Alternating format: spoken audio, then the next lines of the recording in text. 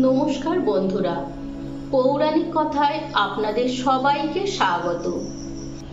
আজ আমি আপনাদের জানাবো কোন কর্মের জন্য মানুষ মনুষ্য জন্ম লাভ করে এবং কোন পাপের জন্য কিরূপ জন্মগ্রহণ করতে হয়। পূর্ব জন্ম সম্পর্কে আমরা সবাই জানতে চাই।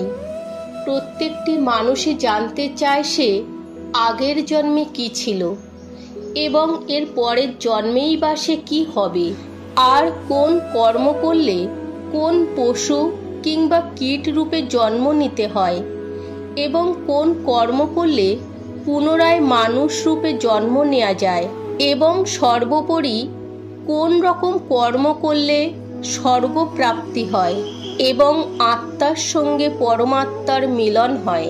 এই সমস্ত প্রশ্ন কম বেশি আমাদের মনে সবসময় আসে এবং আমরা তা জানতে চাই। আজ এই ভিডিওর মাধ্যমে এই প্রশ্নের উত্তরগুলি আমরা জানব। ভগবান শ্রী বিষ্ণু এবং তার বাহন গরুড়ের সঙ্গে যে কথোপকথন তা মূলত শাস্ত্রে গরুড় পুরাণ হিসাবে বর্ণিত। এই গরুড় পুরাণে মানুষের সমস্ত কর্মের বর্ণনা করা রয়েছে, যা তার শুধু পাপ পূর্ণের নির্ধারণ করে না, তার পরের জন্মে সে কি হবে তাও নির্ধারণ করে থাকে। গরুড় পুরাণে উল্লেখ আছে, কর্ম ভালো হোক বা খারাপ, তার ফলাফল যদি সে এ জন্মে ভোগ করে না থাকে তাহলে সে পরের জন্মে ঠিক সে ভোগ করে। তাই মানুষের শুধু তার কর্মের প্রতি মনোযোগ দেওয়া উচিত। ফল তো ঈশ্বরের হাতে। শুধু এই নয়, গরুড় পুরাণ মতে কোনো মানুষ মৃত্যুর পর কি জন্ম নেবেন তা তার মৃত্যুর আগেই ঠিক হয়ে যায়, আর এটি সম্পূর্ণভাবে নির্ভর করে তার কর্মের উপর। তাহলে আসুন সবার প্রথমে জানা যাক কোন কর্ম করলে কোন জন্ম নিতে হয়। বন্ধুরা, আমাদের সবসময় মনে রাখতে হবে যে আপনি হয়তো এ জন্মে মানুষ রূপে জন্মগ্রহণ করেছেন, এর পরের জন্ম যে আপনি মানুষ রূপেই জন্মাবেন।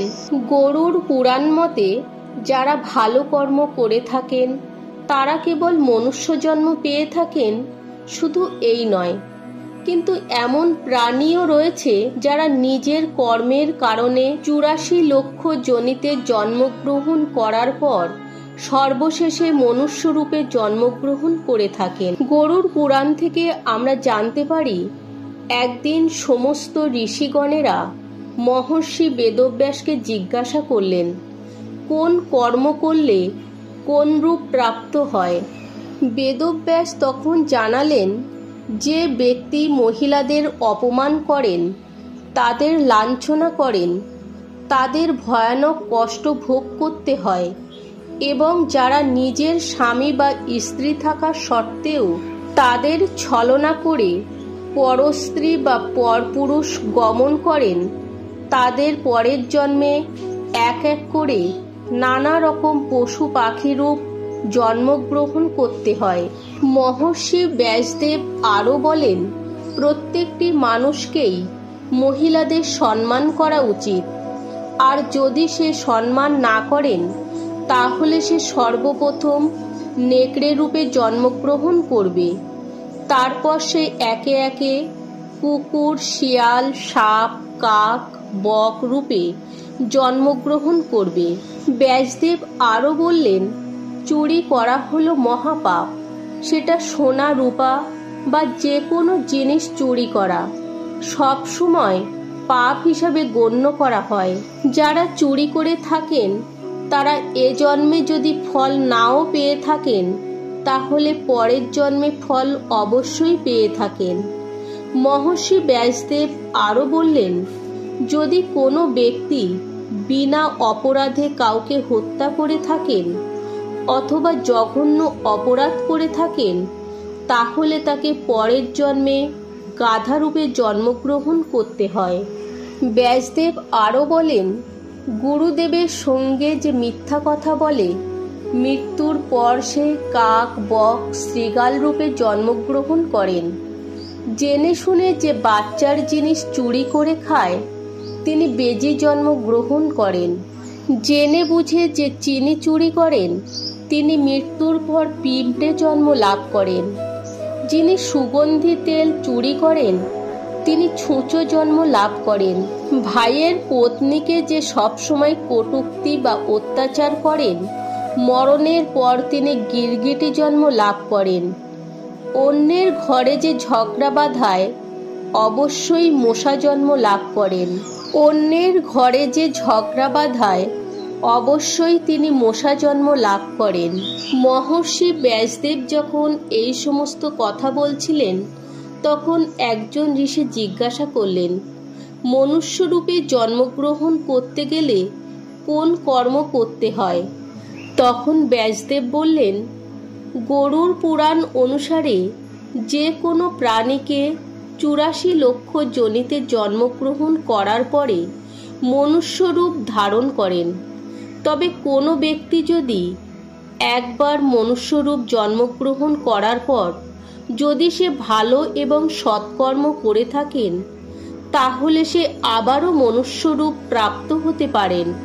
যে ব্যক্তি সব সময় অপর মানুষের ভালো চায় এবং বৃদ্ধ মানুষকে সাহায্য করে থাকেন, পশু পাখিকে ভালোবাসেন এবং কোনো স্বার্থ ছাড়াই যিনি ভগবানকে আরাধনা করে থাকেন সেই ব্যক্তির নিশ্চিত রূপেই মনুষ্য জন্ম প্রাপ্ত হয়ে থাকেন। ব্যাসদেব আরও বললেন যে গরুড় পুরাণ অনুসারে মৃত্যুর সময়ে বা মৃত্যুর আগে ব্যক্তির যে জিনিসের প্রতি বা যে ব্যক্তির প্রতি আসক্তি বা মায়া থাকে পরের জন্মে তার জন্ম সেই জিনিসের প্রতি নির্ভর করে থাকে। যদি কোনো ব্যক্তি অন্তিম সময়ে কোনো স্ত্রী বা মহিলাকে স্মরণ করে থাকে তাহলে তার পরবর্তী জন্ম স্ত্রীজনিতে হয়ে থাকে।